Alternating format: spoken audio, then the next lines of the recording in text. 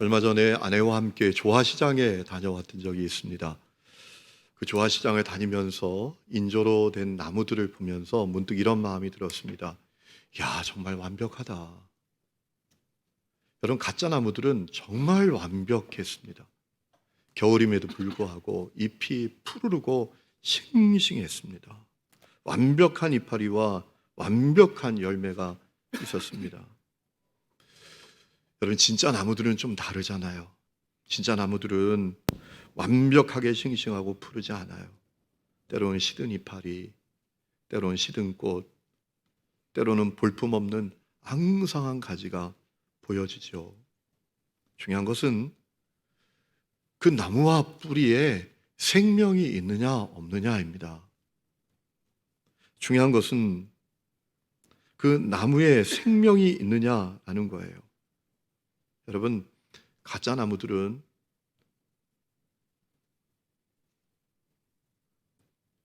생생하게 보여도 죽어 있습니다. 그 안에 생명이 없습니다. 그 뿌리에 생명이 없습니다. 여러분, 그런 마음이 들었습니다. 사람도 그렇지, 사람도. 어떤 사람들은 외면적으로 보면 참 볼품이 없습니다. 겨울 나무처럼 앙상합니다. 인생의 어떤 부분은 시들어 있습니다. 누렇게 시들어 있습니다. 그러나 그 내면에 생명이 있습니다. 그리고 그 내면에 세상에 할 수 없는 참된 행복과 기쁨을 갖고 있습니다. 그리고 그 내면에 용기가 있고 힘이 있습니다. 그러나 어떤 사람들은 외면적으로 볼 때 완벽합니다. 그의 지위, 소유, 명예, 지식 보면 너무나 완벽합니다. 손색이 없습니다. 나무랄 데가 없습니다. 그러나 그 내면은 죽어 있습니다.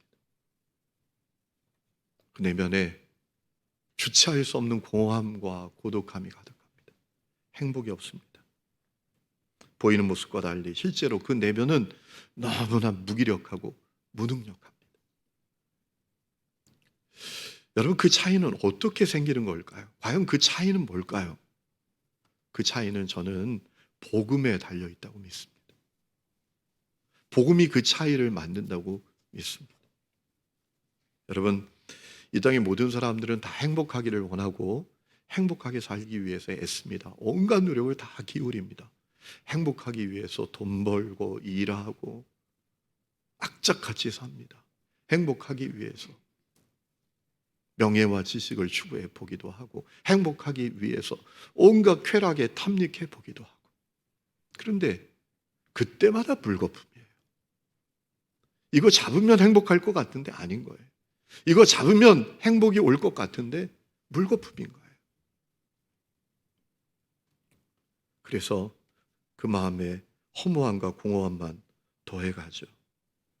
도대체 그 이유가 뭐죠? 근본적인 이유가 있습니다. 하나님과의 관계가 끊어져 있기 때문입니다. 여러분, 많은 사람들이 하나님에 대해서 별 생각이 없잖아요. 그죠? 하나님이 계셔도 나하고 별 관심이 없고 나에게 상관이 없고 안 계셔도 뭐 문제 없고 그렇게 생각하는 사람들이 세상에 많잖아요.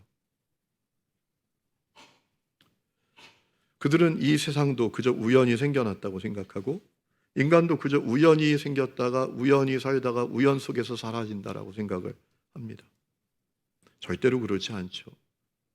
원인 없는 결과가 없듯이 이 세상에 원인이 있습니다. 이 우주가 생겨난 원인도 있습니다. 인간이 존재하게 된 원인도 있습니다. 그 원인은 하나님이시죠. 여러분, 이 우주의 질서를 보면 참 놀랍습니다. 지구가 자전을 합니다. 하루에 한 번씩. 1년에 한 번씩 공전을 합니다. 누가 돌리는 것도 아니잖아요. 누가 갖다 석유 붓는 것도 아니잖아요. 어디 엔진이 있는 것도 아니잖아요. 그런데 정확하게 돕니다. 그뿐만 아니라 저 태양과 지구의 그 거리가 일정한 간격을 유지하고 태초부터 지금까지 그 일정한 거리의 간격을 유지하고 있습니다. 과학자들이 그러더라고요. 조금만 가까워도 우리는 다 태워 죽고 조금만 멀어져도 우리는 다 얼어 죽을 거라. 참 신기하죠. 정확하게 누가 끈 붙들어 놓은 것도 아닌데, 누가 자로 줄로 그어 놓은 것도 아닌데 정확한 간격을 유지하고 태초부터 지금까지 그대로 있습니다. 여러분, 그 결과에 원인이 있어요. 그 원인은 우리 하나님이시죠. 하나님 태초부터 스스로 존재하신 분이십니다.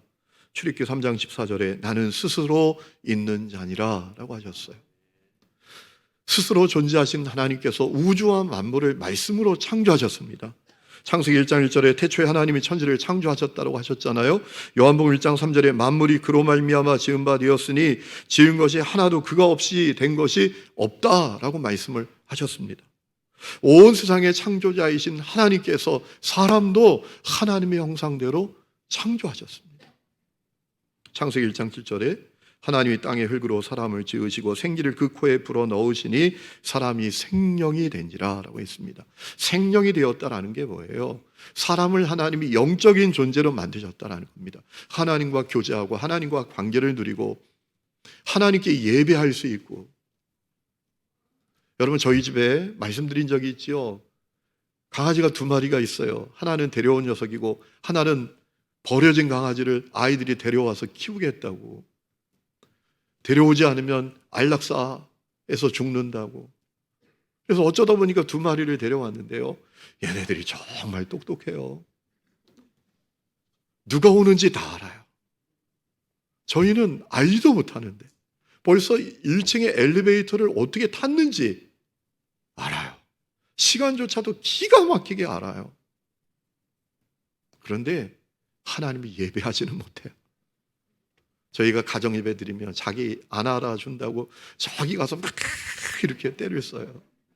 왜 나에게 관심을 주지 않느냐고. 사람은 달라요. 사람은 영적인 존재로 지음받아서 하나님을 예배하고요. 하나님과 친밀한 관계를 누릴 수 있는 존재가 되었다라는 겁니다. 그리고 하나님은 그 사람이 행복하게 살기를 원하셨어요. 그것이 사람을 향한 하나님의 놀라운 계획이었습니다. 창세기 1장 28절에 하나님이 하나님의 형상대로 창조된 사람에게 복을 주셨다라고 했습니다. 행복하게 살도록 복을 주셨다라는 겁니다. 하지만 인간이 전적으로 타락한 존재가 됨으로 말미암아 그 복을 다 잃어버렸어요. 그 시작이 아담과 하와죠. 하나님께서 선악과 먹지 말라고 하셨어요. 먹으면 죽는다라고 하셨어요. 근데 안 믿어요. 하나님께 반역합니다. 하나님을 거역합니다. 먹고 싶으면 먹는 거지 뭐. 먹었습니다. 피조물의 자리를 벗어나려고 한 거예요. 하나님이 되고자 한 거예요. 주인이 되고자 한 거예요. 전적으로 타락하게 됩니다. 죄인이 됩니다. 그래서 인간에게 벌어진 치명적인 3가지 문제가 있습니다. 첫째는 하나님과 분리된 문제입니다. 여러분, 하나님과 분리되면 못 삽니다. 하나님은 생명의 근원, 복의 근원이십니다. 우리가 물을 마실 수 있는 이유는 저 북한강에 물의 근원이 있기 때문입니다. 근원이 사라지면 우리는 물 못 먹고 다 죽는 겁니다. 하나님은 생명의 근원이시고 복의 근원이십니다. 그런데 인간이 전적으로 타락함으로 말미암아 죄인됨으로 말미암아 하나님과 분리되었습니다. 이것은 얼마나 심각한 문제인지 마치 물고기가 물 밖에 던져진 거하고 똑같습니다. 나무가 뿌리채 그 땅에서 뽑혀진 거하고 똑같습니다. 심각한 문제입니다. 2번째는 참된 평안과 만족을 누리지 못하고 평생 무거운 짐을 지고 사는 문제입니다. 여러분, 사람은 어디서 온지 모르는 허무함과 공허함이 그 속에 계속 밀려옵니다. 어디서 밀려온 고독함인지 모르는 고독함이 계속 밀려옵니다. 어디서 생긴 것인지 모르는 그 두려움, 불안함, 근심, 걱정, 염려, 그것이 끝없이 내 안에 몰려옵니다. 하나님 없는 빈자리가 되었기 때문이죠. 그리고 평생 무거운 짐을 지고 삽니다. 인생이 무거운 짐처럼 느껴집니다. 제가 재미난 얘기를 하나 들었는데요. 어느 집에 손주가 초등학교 2학년짜리 아이인데 학교에 갔다 와서 책가방을 툭 자기 방에 던지면서 그러더래요. 아유, 참 인생 살기 힘들다 그러더래요. 여러분, 아이나 어른이나 인생이 무거운 짐처럼 느껴지는 거예요. 그것이 심각한 문제죠. 세 번째는 고통과 저주 가운데 살다가 죽고 심판과 멸망을 당하게 된다는 것입니다. 여러분, 하나님을 떠난 인생은 고통 가운데 살게 됩니다. 말로 할 수 없는 고통, 평생 고통을 받아요. 돈 때문에, 사람 때문에, 건강 때문에, 질병 때문에, 관계 때문에 평생 고통을 받아요. 때로는 저주라고 느껴질 정도로 그것을 벗어날 수 없는 고통에 시달립니다. 그러다가 결국 죽고 영원한 심판과 지옥불을 경험하게 되는 것이죠. 인간이 아무리 행복을 위해서 몸부림쳐도 행복을 누리지 못하는 이 근본적인 이유들이 있기 때문입니다. 이 문제를 해결하기 위해서 온갖 수단과 방법을 동원해 보지만 그 결과는 헛수고일 뿐인 것입니다. 그래서 모든 인간에게는 구원이 필요한 거예요. 구원이란 말은 어려운 말이 아닙니다. 건져내다 이런 뜻입니다. 우리가 누군가에게 당신 구원 받았습니까? 라고 묻는 것은 당신은 하나님과 분리된 문제, 참된 평안과 행복을 누리지 못하고 고통과 저주 가운데 인생의 무거운 짐을 지고 살다가 죽고 영원한 심판과 지옥불에서 멸망당하는 그 문제를 당신 해결받았습니까? 거기서 건진받았습니까? 라고 묻는 거예요. 여러분, 모든 인간에게 구원이 절실합니다. 그럼 인간은 어떻게 구원받을 수 있습니까? 여러분, 인간에겐 구원의 길은 오직 한 가지 길밖에 없습니다. 그 길은 바로 우리 예수 그리스도이십니다. 예수님이 구원의 길이 되십니다. 인간은 오직 예수님을 통해서만 구원받을 수 있습니다. 예수님은 누구시고 어떤 일을 하셨나요? 예수님 하나님의 아들이십니다. 그런데 그분이 사람이 되셨습니다. 왜요? 죄값 치르기 위해서, 대속제물이 되기 위해서. 대속이란 말이 값을 치른다라는 겁니다. 죄는 내가 졌습니다. 죄값도 내가 치러야 됩니다. 그런데 우리 예수님이 이 십자가에 매달려서 대신 치르시기 위해서 이 땅에 성육신 하신 겁니다. 실제로 이 십자가에 매달린 대속제물이 되셨습니다. 그리고 3일 만에 부활하셨습니다. 그리고 승천하셨습니다. 그리고 지금 하나님 나라에서 온 세상을 통치하고 계십니다. 성경은 전적으로 타락한 죄인이 구원받는 길을 분명히 알려주셨습니다. 그 예수님을 나의 주, 나의 그리스도, 나의 구원자로 믿고 영접하는 것입니다. 오늘 우리가 읽은 말씀 너무나 잘 아는 말씀이죠.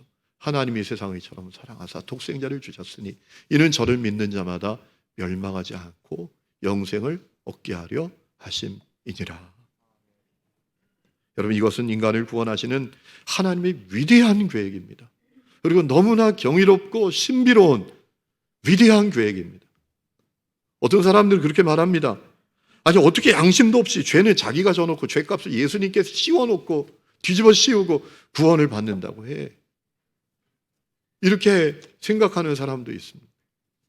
어떤 사람은 또 이렇게 생각합니다. 아니, 어떻게 2000여 년 전에 죽은 한 사람이, 그 사람의 피값이, 그 죽음의 효력이 지금 이 시대를 살아가는 나와 70억 인구에게 다 영향을 미치는 거야, 효력을 미치는 거야. 말도 안 돼, 말도 안 돼. 이렇게 생각하는 사람들도 간혹 있습니다. 여러분, 그래서 놀라운 계획입니다. 그래서 신비롭고 위대한 계획입니다. 성경은 누구든지 예수님을 나의 구원자로 믿고 영접하면 구원을 받는다 라고 말씀하셨어요. 이 구원이 전적으로 우리에게 주어지는 하나님의 선물이라고 말씀하셨습니다. 에베소 2장 8절에 이런 말씀이 있습니다. 너희는 그 은혜에 의하여 믿음으로 말미암아 구원을 받았으니 이것은 너희에게서 난 것이 아니고 하나님의 선물이라. 선물이래요, 선물. 가끔 선물을 받을 때가 있지 않습니까? 그런 마음이 듭니다. 난 아무 자격도 없는데, 나는 너무 못난 사람인데, 부족한 사람인데, 이런 걸 주시네. 고마워요.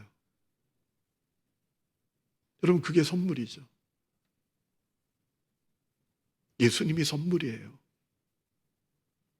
예수님을 통한 구원의 길이 우리에게 주어진 너무나 놀랍고 위대하고 신비로운 선물입니다.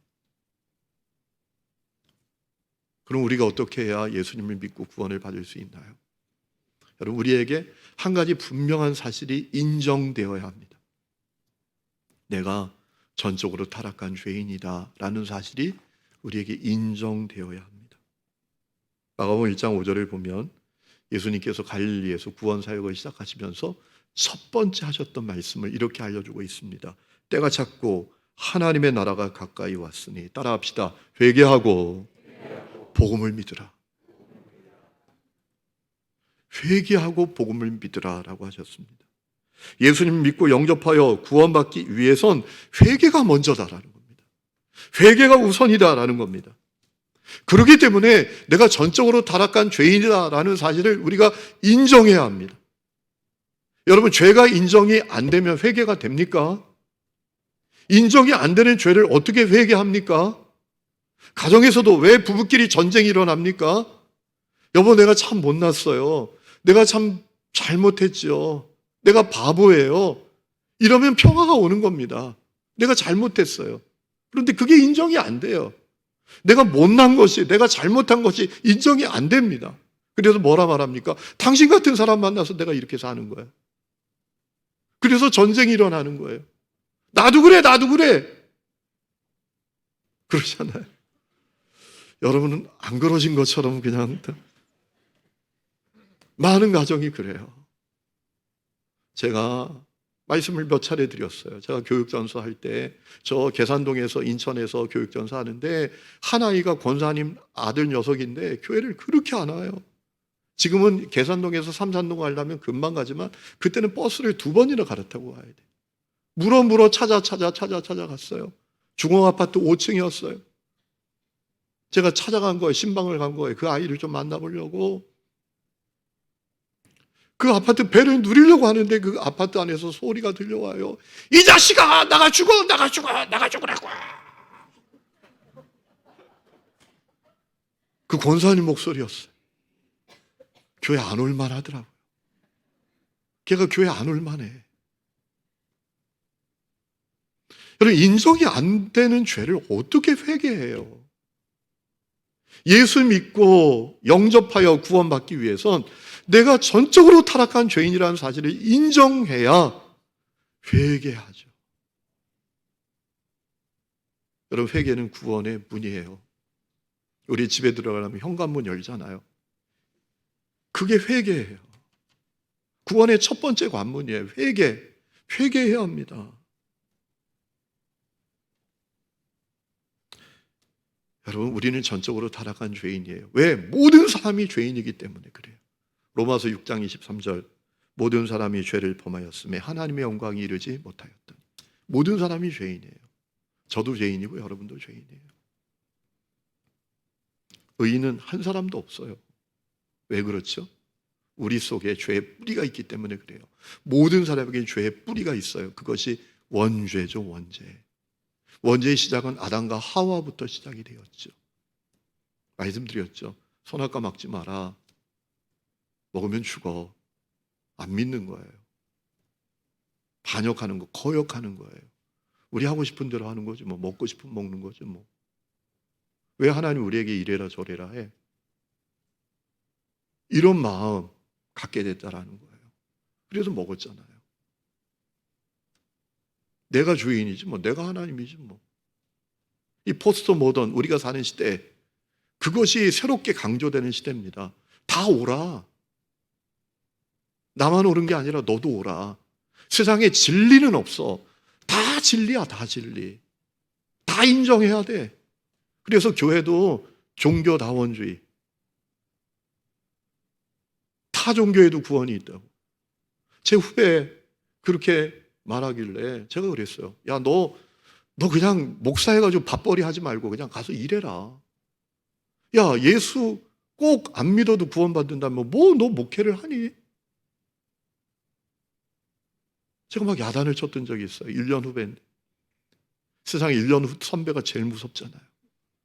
군대 가서도 바로 위에 고참이 제일 어렵잖아요. 제가 막모라 했어요. 여러분,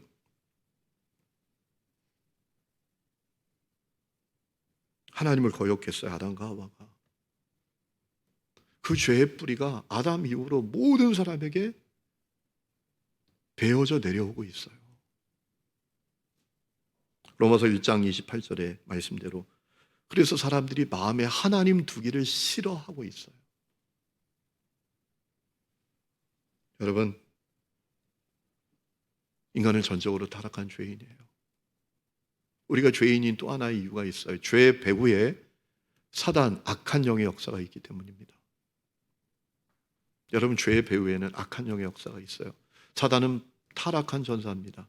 사단은 자기가 타락하고 하나님께 거역한 것처럼 모든 사람들이 타락하고 하나님께 거역하고 죄 가운데 살다가 자기처럼 멸망당하기를 원하는 정체가 사단입니다. 이 죄의 배후에 사단의 역사가 있어요. 아담과 하와가 범죄할 때 사단이 유혹했잖아요. 야, 먹어도 안 죽어. 먹어 그냥.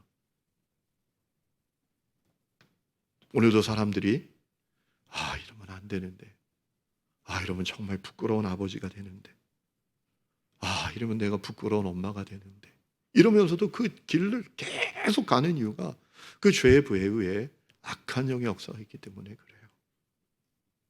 에베소 2장 1절을 보면 바울이 에베소 교회 성도들에게 구원받기 전에 그들이 어떤 사람들이었는지를 기억시켰던 말씀이 있잖아요. 에베소 2장 1절 세번역 성경으로 읽어드립니다. 여러분도 전에는 허물과 죄로 죽었던 사람들입니다. 그때 여러분은 허물과 죄 가운데에서 이 세상의 풍조를 따라 살고 공중의 권세 잡은 자, 지금 불순종의 자식들 가운데에서 작용하는 영을 따라서 살았습니다.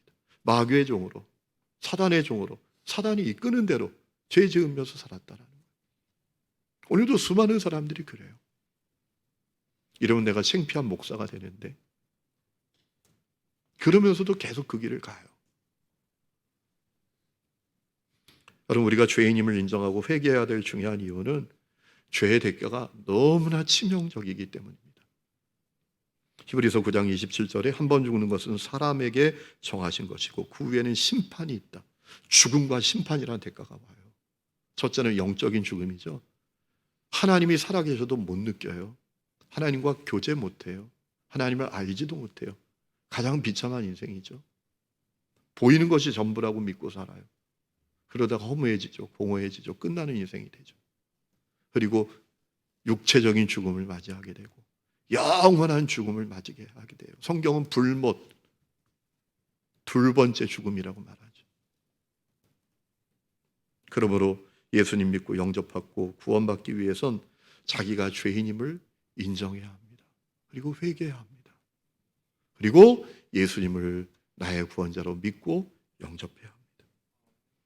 기독교 신앙의 핵심은 예수님 믿는 겁니다. 기독교 신앙은 지극한 정성을 들이거나 공을 쌓는 게 아닙니다. 제가 어느 목사님한테 들은 얘기인데요. 시골에 농촌교회에 어느 독실한 불교 신자였던 할머니께서 이제 예수를 믿게 되신 거예요. 근데 이분이 교회 오고 갈 때 꼭 하는 절차가 있대요. 교회 오시면 딱 저 뒤에서 이 강단 십자가를 바라보고 이렇게 하고 합장을 하고 와서 앉으신대요. 그리고 돌아가실 때도 저 문 밖에 나가다가 문을 나서기 전에 강단을 바라보고 이렇게 해가지고 이렇게 하고 가신대요. 그렇게 안 하셔도 된다고 했더니 그 다음부터 안 하시더래요. 기독교는 지극한 정성을 쌓거나 공을 쌓는 종교가 아닙니다. 기독교는 수행이나 어떤 깨달음에 이르는 것도 아닙니다. 기독교는 어떤 종교적인 규례를 반복하는 것도 아닙니다. 기독교 신앙의 핵심은 예수를 나의 구원자로 믿는 것입니다. 예수를 나의 주, 나의 그리스도로 믿는 것이 기독교입니다. 여러분은 예수님을 나의 주, 나의 그리스도로 믿으시나요?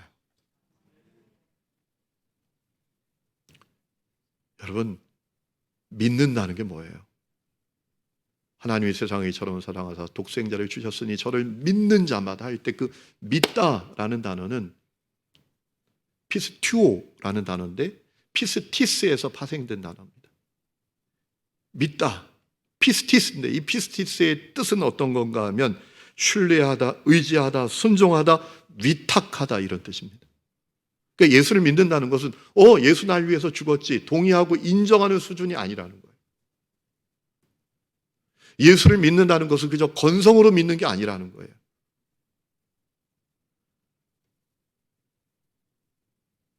예수를 믿는다는 것은 예수 날 위해서 죽었다 치고 교회 다니는 수준이 아니라는 거예요. 예수를 나의 주 나의 그리스도로 믿는다는 것은 진정성을 갖고 믿는다라는 거예요. 그분께 내 삶을 위탁하는 거란 말이에요. 그분께 전적으로 순종하고 그분을 전적으로 이제 의지하겠다라는 그 믿음, 진정성을 가진 믿음이라는 거예요.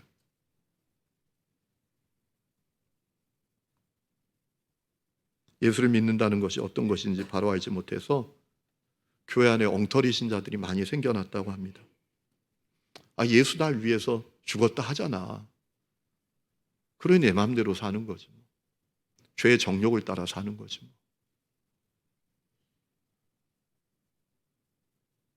예수를 믿는 거 하나, 예수 날 위해서 죽었다, 그 동의하고 인정하는 거 하나 말고는 다 똑같아요. 세상 사람하고 똑같아요. 그러니 그 삶의 자리에 변화가 없어요. 그 가정에 변화가 없어요. 생기도 없어요. 여러분, 예수님을 나의 주, 나의 그리스도로 믿는 것은 진정성을 갖고 믿는 거예요. 맞아. 예수님 나를 위해서 성육신 하셨지. 나를 위해서 십자가에서 대속제물이 되셨지. 예수님 나의 정말 구원자가 되시지. 이 진정성을 갖고 믿는 거예요. 저는 우리 하느님께 모든 성도들에게 그 은혜가 임할 수 있기를 주의 이름으로 축원합니다. 여러분, 우리가 예수님을 나의 구원자로 믿고 영접하는 그 출발은 이렇게 기도함으로 시작할 수 있어요. 한번 따라해 보실까요? 사랑의 하나님, 저는 죄인입니다. 이제까지 하나님을 떠나 살았습니다. 내가 왕이 되었습니다. 내가 하나님이 되어 살았습니다. 나의 죄를 회개합니다. 지금 이 시간 예수님을 나의 구원자로 믿습니다. 지금 이 시간 예수님을 나의 구원자로 영접합니다. 지금 나의 구원자가 되어 주십시오. 지금 내 마음에 들어오셔서 제 존재와 제 인생의 주인이 되어 주십시오. 나의 죄를 용서해 주시고 나를 구원해 주신 것을 감사합니다. 예수님의 이름으로 기도합니다. 이 기도가 여러분 각 사람의 중심에 진정성이 있는 기도가 될 수 있기를 축원합니다. 그러면 구원이 임합니다. 여러분, 이렇게 예수님을 믿고 영접한 사람이 가져야 될 세 가지 확신이 있습니다. 이것은 너무나 중요한 확신입니다. 첫 번째는 예수 십자가 보혈로 복음으로 말미암아 내 모든 죄를 해결받고 나는 새로운 존재가 됐다라는 확신입니다. 로마서 8장 1절에 그러므로 이제 그리스도 예수 안에 있는 자에게는 결코 정죄함이 없나니 이는 그리스도 예수 안에 있는 생명의 성령의 법이 죄와 사망의 법에서 너를 해방하였다 라고 하셨어요. 고린도후서 5장 17절 그런즉 누구든지 그리스도 안에 있으면 새로운 피조물이라 이전 것은 지나갔으니 보라 새 것이 되었도다 라고 하셨어요. 이 확신 가져야 합니다. 십자가 복음으로 내 모든 죄 해결받고 나는 새로운 존재가 되었다. 이 확신이 우리에게 필요합니다. 이 확신을 가져야 새로운 존재가 시작이 됩니다. 새로운 삶도 시작이 됩니다. 내가 새로운 존재가 되었어. 이 확신이 있어야 새로운 삶의 방식도 가질 수 있게 되는 겁니다. 여러분, 금요일 날 제가 세차를 했거든요. 세차를 한 다음에 꼭 하는 일이 있습니다. 일기예보를 봅니다. 일기예보를 왜 볼까요? 세차했는데 오늘 비 오는 거 아니야? 오늘 눈 오는 거 아니야? 깨끗한 거 더럽히지 않으려고. 자꾸 일기예보를 봅니다. 여러분, 내가 예수 십자가 복음으로 말미암아 모든 죄 해결받고 새로운 존재가 되었다라는 이 확신이 있어야 새로운 존재로도 살고 새로운 삶의 방식도 갖게 되는 겁니다. 우리가 예배합니다. 말씀과 기도 가운데 삽니다. 왜 그렇게 하죠? 우리가 사랑하게 됩니다. 섬기게 됩니다. 용서하게 됩니다. 왜 그렇게 하죠? 그것이 새로운 존재의 새로운 삶의 방식이기 때문입니다. 그 출발은 확신이 우리에게 있어야 돼요. 예수 십자가 보혈로 나 죄 문제 해결받고 나 새로운 존재가 되었잖아. 이 확신이 있어야 새로운 삶의 방식을 갖게 되는 겁니다. 그렇지 않으면 새로운 삶의 존재, 새로운 삶의 방식 없습니다. 옛날 성격 그대로 갖게 살립니다. 옛날 습관 그대로 갖고 삽니다.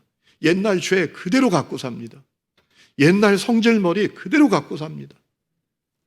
옛날 죄의 습관 그대로 갖고 삽니다. 그래서 사람들이 손가락질합니다. 저 사람 뭐야 도대체? 두 번째는 성령께서 내 안에 오셔서 함께 하신다라는 확신이 우리에게 있어야 합니다. 요한복음 14장 16절에 보혜사를 너에게 주사 영원토록 너희와 함께 있게 하실 것이다. 17절에 세상은 능히 그를 받지도 못하고 보지도 못하지만 너희는 받게 될 것이다. 알게 될 것이다. 성령님은 너희와 함께 계실 것이다. 라고 하셨어요. 여러분, 우리는 성전이 된 사람들이에요. 보이는 성전이 성전만이 아니라 우리 각 사람이 성전이 되었습니다. 하나님의 영, 삼위일체 하나님이신 그 성령께서 우리 안에 오셨어요. 이 확신을 가져야 합니다. 그래야 우리가 외식적인 종교인이 되지 않을 수 있어요. 여러분, 내가 성전되었다, 성령님 내 안에 오셨다라는 이 사실을 확신하지 못하면 외식적인 종교인이 될 뿐입니다. 신앙생활이 그저 사람들에게 보여주는 연기에 불과합니다. 혼자 있을 때 무슨 짓이든 다 할 수 있는 사람이 되는 겁니다. 교회 문밖 나가서 누가 안 본다 싶으면 못할 일이 없는 사람이 되는 거예요. 목사라도. 어느 교회에서 예배 드리는데 목사님이 설교하시는데 갑자기 사모님이 저 뒤에서 문을 열고 들어오시더니 이불 보따리를 메고 얹고 강단으로 올라오더라는 거예요. 얼마나 당황이 됐겠어요? 여러분, 지금 이런 상황이 벌어졌다고 생각해 보세요. 사람들이 당황해서 이게 도대체 무슨 상황이야? 긴장하고 있는데 강대상에 올라오신 사모님이 목사님에게 그러더래요. 당신은 강대상에선 천사고 집에 오면 악마가 되니까 이제 당신하고 강대상에서 살겠다고 내가. 여러분, 예수를 믿어도 그저 믿는다 치고 교회 다니면서 예수를 믿는 자에게 성령님이 오셔서 거하시고 내가 성전이 된다는 사실을 알지 못하면 함부로 사는 겁니다. 예수 믿기 전에 말 똑같아요. 행동 똑같아요. 세상 사람들이 추구하는 가치 똑같아요. 십자가의 복음을 부끄러운 복음으로 만들어버리는 거죠. 세 번째는 내가 하나님의 사랑받는 자녀 되었다라는 확신을 가져야 합니다. 로마서 8장 15절에 이렇게 우리에게 말합니다. 세번역 성경을 읽어드립니다. 여러분은 또다시 두려움에 빠뜨리는 종살이 영을 받은 것이 아니라 자녀로 삼으시는 영을 받았습니다. 그래서 우리는 그 영으로 하나님을 아빠, 아버지라고 부릅니다. 여러분, 예수를 믿는 하나님의 사람들은 하나님의 자녀가 된다라는 겁니다. 이제 고아처럼 안 살아도 된다라는 겁니다. 고아가 누구죠? 자기가 다 책임져야 되는 사람이잖아요. 자기가 자기를 돌봐야 돼요. 자기가 자기를 인도해야 돼요. 자기가 자기의 일을 보호해야 돼요. 그게 고아죠. 여러분, 십자가 복음을 믿고 구원받은 사람은 하나님의 자녀가 된답니다. 전능자요, 인자와 사랑이 한이 없는 분이시요, 세상을 창조하신 그 하나님을 아빠로 둔다라는 거예요. 그러니 그 마음에 용기가 있는 거예요. 당황하지 않는 거예요. 어려운 일이 생겨도 아버지가 하시는데 뭐, 아버지가 계신데, 그 믿음을 갖고 이기며 사는 겁니다. 여러분, 오늘 말씀 너무나 중요한 말씀이에요. 빌그리암 목사님이 생전에 평생 복음을 위해서 사신 분 아닙니까? 근데 그분이 안타까움으로 하셨던 얘기가 있습니다. 나는 복음을 들을 사람들이 교회 바깥에만 있다고 생각했는데 교회 안에도 복음을 들어야 될 사람들이 너무 많았더라 라는 것입니다. 저에게 두려움이 있습니다. 하나님 앞에 갔을 때 하나님께서 이러시면 안 되는데, 야, 너는 교인들은 참 많이 만든 것 같은데 구원받은 성도는 왜 그렇게 많이 못 만들었니? 라고 하신다면 어떻게 될까? 그런 두려움이 있습니다. 저는 우리 하느님교회 모든 성도들이 주 예수를 나의 구원자로 믿고 영접할 수 있기를 축원합니다. 우리 이 시간에 찬양 부르고 기도하는 시간을 가지겠습니다. 죄 짐을 지고서 권하거든 너의 마음속에 주 영접하며 새 사람 되기를 원하거든 내 구주를 영접하라. 정결케 되기를 원하거든 너의 마음속에 주 영접하고 생명수 마시기 원하거든 너의 구주를 영접하라. 우리 이 찬양을 전심 다해서 하나님께 올려드리겠습니다.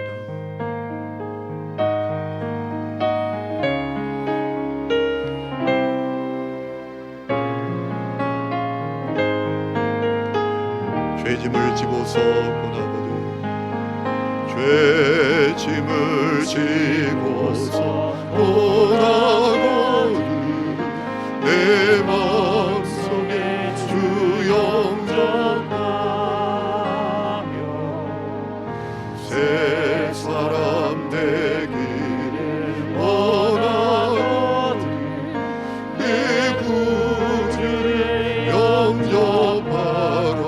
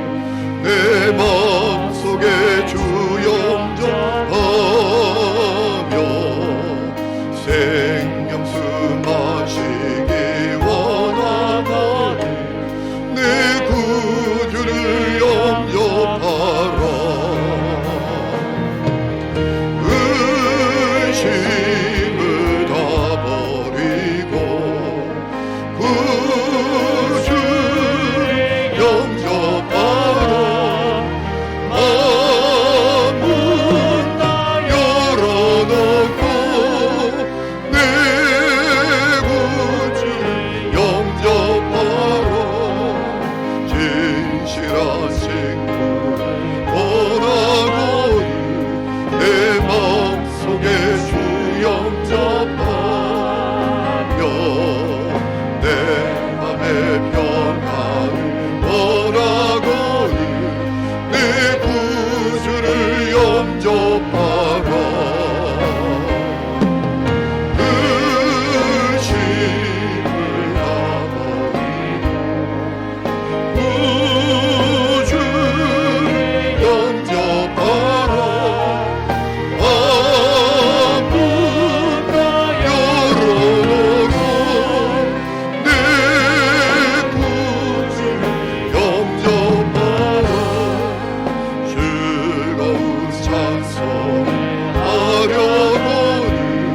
내 마음속에 주 영접하며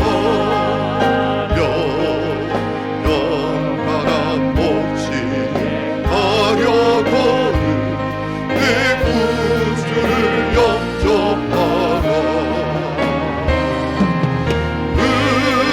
의심을 다 버리고 구주 영접하라. 앞문 열어놓고 내 구주를 우리 다 함께 일어나서 즐거운 찬송 하려고 내 마음속에 주 영접하며 영원한 복지 하려고 내 구주를 영접. 우리 오른손을 가슴에 얹고 찬양합니다. 의심을 다 버리고 구주를 영접하라. 앞문 열어놓고